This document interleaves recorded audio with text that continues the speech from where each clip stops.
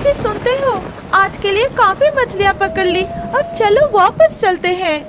रुको कमली, और एक बार जाल डालना पड़ेगा।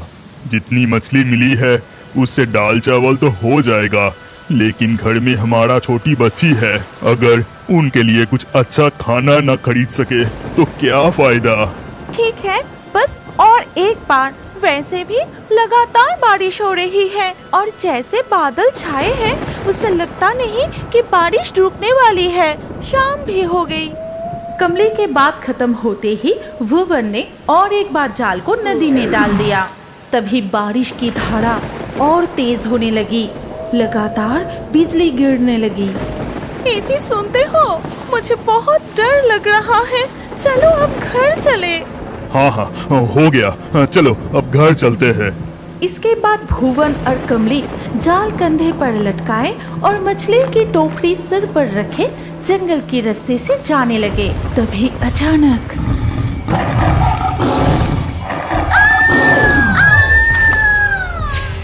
कमली, ये क्या हो गया? बचाओ, कोई है बचाओ। कमली, मैं आ रहा हूँ। बाघ कमली को खींचते हुए जंगल की गहराई में ले जाने लगा। तभी भुवन सब कुछ फेंक के कमली को बचाने के लिए बाघ की ओर भागा। तुम मुझे बचाने के लिए मत आओ, नहीं तो बाघ तुम्हें भी मार डालेगा। तुम हमारी बेटी का ख्याल रखना, उसका देखभाल करना। तुम यहाँ से जल्दी चले जाओ। और ये सुनकर भुवन रुक जाता है, वो बहुत रोने लगा। बाघ तब तक कमली को लेकर जंगल में न जाने कहां गायब हो गया। ये क्या हो गया कमली? घर जाके बेटी को क्या कहूँगा मैं? जब पूछेगी माँ कहाँ, तो मैं क्या कहूँगा? फिर से बाघ की दहाड़े सुनाई दी और इस आवाज से भुवन की चेतना वापस आई। मुझे अभी इस जंगल छोड़कर बेटी के पास जाना होगा, घर पर बेटी अकेली है। इसके बाद भुवन घर लौट आया और तब से वो अकेला ही अपनी बेटी की देखभाल करने लगा। वो बच्ची तब भी बोल नहीं पाती थी, बस रोती थी और अपनी माँ को ढूंढती थी। रो मत मेरी बच्ची, अब थोड़ी शांत हो जा। अब वो कभी वापस नहीं आएगी। अब मेरे घर में कभी भी वो दीपक नहीं जलाएगी। इस तरह भुवन की बेटी तितली धीरे धीरे बड़ी होने लगी। भुवन उसे बहुत प्यार से पाला। एक दिन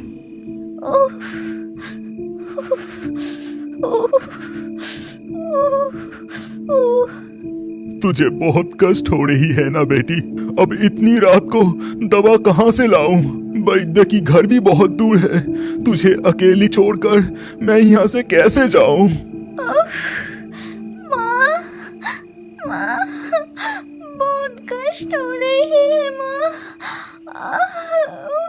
नहीं, मुझे कैसे भी करके दवा लानी ही होगी, तितली को कष्ट हो रही है। ये कहकर भुवन मजबूरी में बेटी को अकेला ही छोड़कर दवा लाने के लिए निकल पड़ा।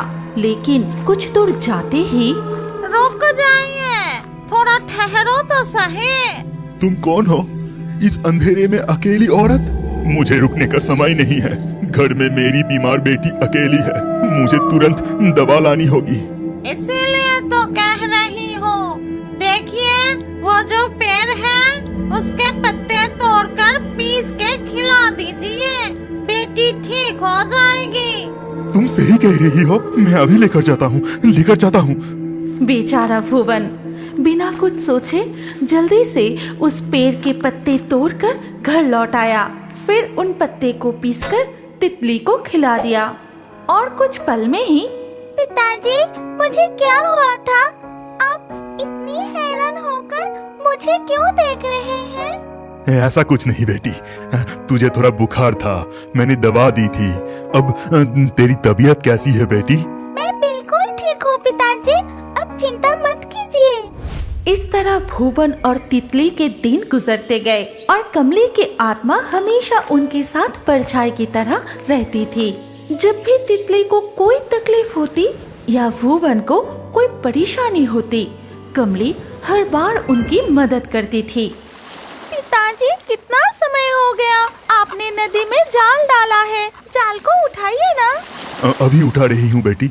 सुबह से कितनी बार जाल फेंका, न जाने क्यों आज एक भी मछली जाल में नहीं फंस रही है।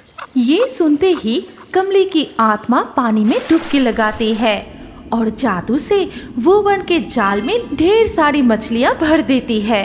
जब भुवन जाल को खींचकर ऊपर लाया, अरे देखो तितली बेटी, जाल में कितनी सारी मछलियाँ फंसी है। हाँ पिताजी, ये तो बहुत सारी मछलियाँ।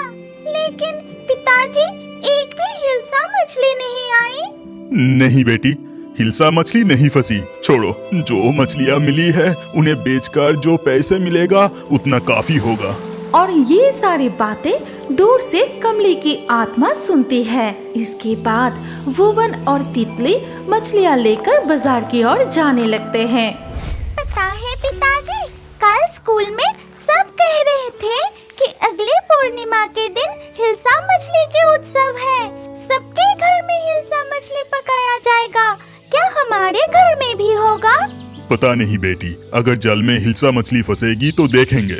जल्दी चलो बेटी, बाजार खत्म होने से पहले ये सारे मछलियाँ बेचना पड़ेगा। वाह, चारों तरफ से हिल्सा मछली तलने की खुशबू आ रही है।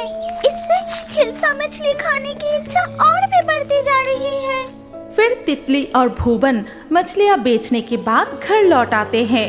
लेकिन उस दिन शाम होते ही भुवन की तबीयत खराब होने लगा। 4 दिन बीत गए, लेकिन तब भी उसकी सर्दी, खांसी, बुखार ठीक नहीं हुई। आज भी तबीयत ठीक नहीं हुई। देखते देखते 4 दिन बीत गए।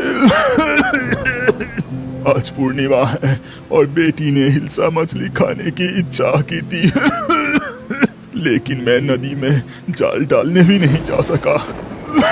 बेटी तितली, तितली। आइए पिताजी, मैं आंगन में हूँ, अभी आती हूँ। तितली जल्दी अंदर आके कहती है, आपने बुलाया पिताजी, कुछ चाहिए था, पानी दूँ? नहीं बेटी, इतना चिंता करने की जरूरत नहीं। इस बाप का और कितना ख्याल रखेगी। हाँ, तूने कुछ खाया बेटी? हाँ पापा, घर में मुरमुरा था, पानी में मिला के खाई थी। आज पूर्णिमा है, हिल्सा उत्सव के दिन तुझे हिल्सा मछली खाने का बहुत मन है ना बेटी? नहीं पिताजी, बिल्कुल नहीं। आप सो जाइए, मैं आपको हवा करती हूँ। भुवन बुखार में कांपते हुए बिस्तर पर लेट जाता है। तभी अचानक कुछ लोगों की आवाज सुनाई देती है। सभी सावधान हो जाओ, पानी तेजी से आ रहा है, सावधान हो जाओ सभी। तभी एक आदमी तितली के घर के बाहर खड़े होकर उसे पुकारने लगता है। तितली, तितली, जल्दी बाहर आ। क्या हुआ चाचा, कुछ हुआ क्या? तितली, पिताजी को लेकर घर में ही रहना, बाहर मत निकलना। नदी का पानी किनारा पार करके गांव में घुस रही है। मैं चलता हूँ, सावधान रहना। कुछ ही देर में बाढ़ का पानी तेजी से तितली के आंगन तक पहुंच जाता है और उस पानी के साथ पिताजी, बाढ़ के पानी के साथ आंगन में कितनी सारी हिल्सा मछलियाँ आई हैं। जल्दी आकर देखिए, मैं तब तक जाल लाने जाती हूँ। ये कहकर तितली दौड़ते हुए घर के अंदर जाती है और जाल लेकर आंगन के पानी में डालते ही बहुत सारे हिल्सा मछलियाँ पकड़ती है। तितली की ये खुशी उसके पिता और पेड़ पर बैठी उसकी माँ की आत्मा देख रही थी। पिताजी, आप कमरे में आराम कीजिए, मैं जल्दी से चूल्हा जलाकर चावल पकाती हूँ और साथ में हिल्सा मछली। सावधानी से करना बेटी, ख्याल रखना कोई चोट न लग जाए। तितली रसोई में जाकर चूल्हा जलाती है और अपने नन्हे नन्हे हाथों से गर्मा गर्म चावल और हिल्सा मछली तलती है। फिर प्लेट पर चावल और तली हुई मछली लेकर कमरे में आई। लीजिए पिताजी, जल्दी से खा लीजिए, आपको पूरा खाना खत्म करना होगा। और इस प्यारे दृश्य को मन भर के देखते ही रहती है कमली की आत्मा। तू बिल्कुल चिंता मत कर बेटी, तेरी हर इच्छाएं पूरी करने की कोशिश मैं हमेशा करती रहूंगी। अरे बाप रे, कितनी बारिश हो रही है। इस बारिश में तो पेड़ की डाल पर बैठा ही नहीं जा रहा है, बार बार फिसल रही हूँ। बिल्कुल सही कह रही हो चुड़ैल, इतनी भारी बारिश में पेड़ पर नहीं रह सकते। अब तो हमें किसी पक्के मकान में रहना पड़ेगा। देखो, हम इतने सालों से सरपंच के बगीचे की इस बड़े पेड़ पर रह रहे हैं। क्यों ना हम रहने के लिए सरपंच के घर जाएं? हाँ, वो तो ठीक है, लेकिन हम इस तरह नहीं जा सकते। हमें इंसानी रूप लेकर वहाँ जाना पड़ेगा। ये कहकर मामदो और चुड़ैल गरीब इंसान का रूप धारण करके सरपंच के घर जाते हैं। कोई है घर में? कोई है? जरा दरवाजा खोलिए। कौन है? क्या हुआ? चाहिए क्या? किसे ढूंढ रहे हो? हम दूर गांव से आ रहे हैं साहब। इस भारी बारिश में और आगे नहीं बढ़ पा रहे हैं, इसलिए आपके पक्के मकान देखकर थोड़ी आश्रय के लिए यहाँ आए हैं। क्या यहाँ कोई रहने की जगह नहीं मिलेगी? न जान न पहचान, न जाने कहाँ से चले आते हैं सब। ये कहकर सरपंच मुंह पर दरवाजा बंद करके अंदर चले जाते हैं। देखा तुमने कैसा घमंड है। दो लोग मुसीबत में हैं और वो अपने बड़े घर में थोड़ी सी भी जगह नहीं दे। याद है भाग्यवान, जब इस सरपंच का एक लौता बेटा खेलते खेलते तालाब में गिर गया था? हाँ, याद है ना। उस वक्त घर में कोई नहीं था। सरपंच के पत्नी अपने कमरे में सो रही थी और उसका बेटा बॉल से खेलते हुए तालाब में। अरे, गेंद तो तालाब में गिर गई, अब क्या होगा? रघु नौकर भी बाबूजी के साथ गए हैं और माँ भी सो रही है। ये सोचकर वो छोटा बच्चा तालाब में उतरकर बॉल लेने जाते ही बचाओ! आवाज सुनते ही सरपंच की पत्नी दौड़कर तालाब की ओर आती है। कोई है इधर, मेरे बच्चे को बचाओ, मेरे बच्चे को बचाओ। चुड़ैल, और देरी करना ठीक नहीं होगा। यहाँ तो कोई नहीं है, बच्चे को मुझे ही बचाना पड़ेगा। ये कहकर मामदो उस पेड़ से तालाब के पानी में कूदकर अपने लंबे हाथों से सरपंच के बेटे को पानी से निकलकर किनारे पर लेटा देता है। ये देखकर, अरे बाप रे, ये तो भूत है। अब क्या होगा? लगता है हमें खा जाएगा। सरपंच की पत्नी डर के मारे बेहोश हो जाती है। उस वक्त मैंने बचाया था। क्या मैंने सोचा था कि वो मेरा बेटा है या सरपंच का बेटा? मामदो और सागचुन्नी ये बात कर ही रहे थे कि पीछे से, सुनिए, अगर आपको बुरा ना लगे तो एक बात कहूँ। मैं एक गरीब नौकर हूँ, मेरे हालात कुछ खास नहीं है। आप लोग कितने दूर से चल के आ रहे हैं और इस समय इस भारी बारिश में कहाँ जाओगे? अगर आप चाहो तो मेरे घर रह सकते हो। इतना क्यों सोच रहे हो भैया? तुमने हमें खुद ही शरण देने का प्रस्ताव दिया है, यही हमारे लिए बड़ी बात है। ये कहकर चुड़ैल और मामदो सरपंच जी के नौकर रघु के साथ उसके घर जाते हैं। आइए, ये है मेरा छोटा सा मिट्टी का घर। आज रात आप लोग मेरे घर किसी तरह गुजार लीजिए। कल सुबह बारिश रुक जाए तो फिर आप दोनों चले जाना। बहुत धन्यवाद भाई साहब, आपके ये मदद हम हमेशा याद रखेंगे। आप लोग आराम कीजिए, मैं आपके लिए कुछ खाने का इंतजाम करता हूँ। ये कहकर रघु उस मूसलाधार बारिश में अपनी फटी छतरी लेकर जैसे तैसे करके घर से बाहर चला जाता है। अरे अरे, बारिश तो और भी तेज हो गई। घर की छत से भी बारिश का पानी टपक रहा है। चुड़ैल, तो फिर देर कैसा, चलो हम दोनों जादू से इस घर का छत को ठीक कर देते हैं। ये कहकर मामदो और चुड़ैल अपनी असली रूप धारण करके जादू करते हैं। हिरिंग बिरिंग छट, घर की छत ठीक हो जाए झटपट। और तुरंत ही घर की छत नई हो जाती है और बारिश का पानी टपकना भी बंद हो जाता है। फिर मामदो और चुड़ैल फिर से इंसान का रूप धारण कर लेते हैं। तभी रघु अंदर आके कहता है, माफ करना, गरीब के घर सिर्फ उबला हुआ चावल और कच्चे मिर्च ही है। तुम लोग मेरा अतिथि हो, फिर भी तुम्हें कुछ अच्छे खिलाने की औकात नहीं है मेरा। तुम ऐसा मत कहो भैया, ऐसे तूफानी मौसम में ये हमारे लिए अमृत के समान है। आओ तुम भी हमारे साथ बैठकर खाओ।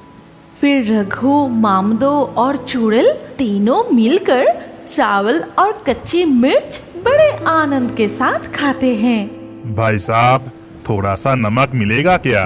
हाँ हाँ जरूर, मैं अभी लेकर आता हूँ। आंगन के उस पार मेरा एक छोटा सा रसोई घर है, मैं अभी लेके आता हूँ।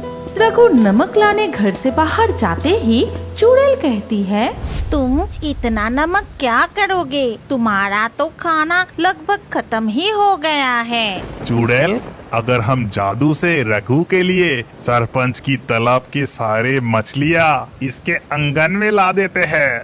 ये सुनकर चुड़ैल और मामदो फिर से अपने असली रूप में आ जाते हैं और जादू करते हैं। हिरिंग बिरिंग छट, सरपंच के तालाब के मछलियाँ रघु के आंगन में आए झटपट। तभी अचानक रघु की आवाज आती है। बाहर तब भी मूसलाधार बारिश हो रही है और उस बारिश में भीगते हुए आंगन से रघु चिल्ला के कह रहा है, अरे ये क्या हो गया? बारिश में तालाब से मछलियाँ उठ के मेरे आंगन में आ गए।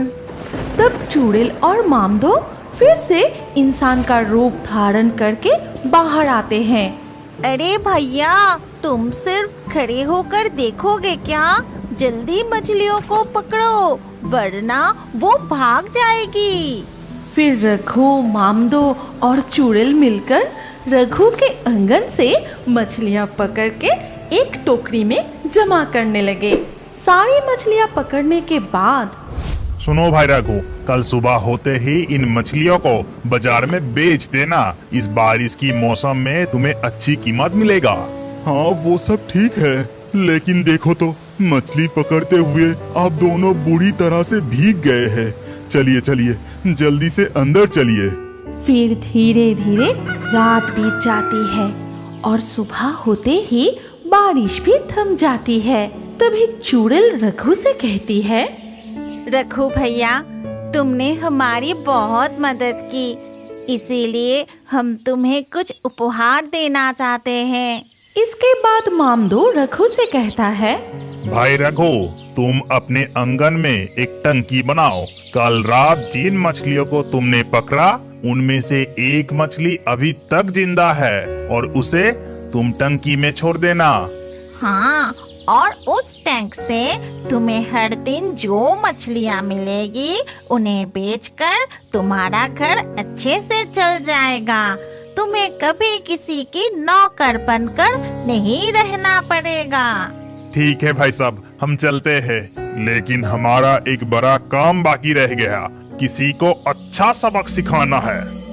ये कहकर मामदो और चुड़ैल रघु के घर से बाहर निकल के इंसान का रूप छोड़कर अपने असली रूप में आ जाते हैं और वहाँ से दूर चले जाते हैं।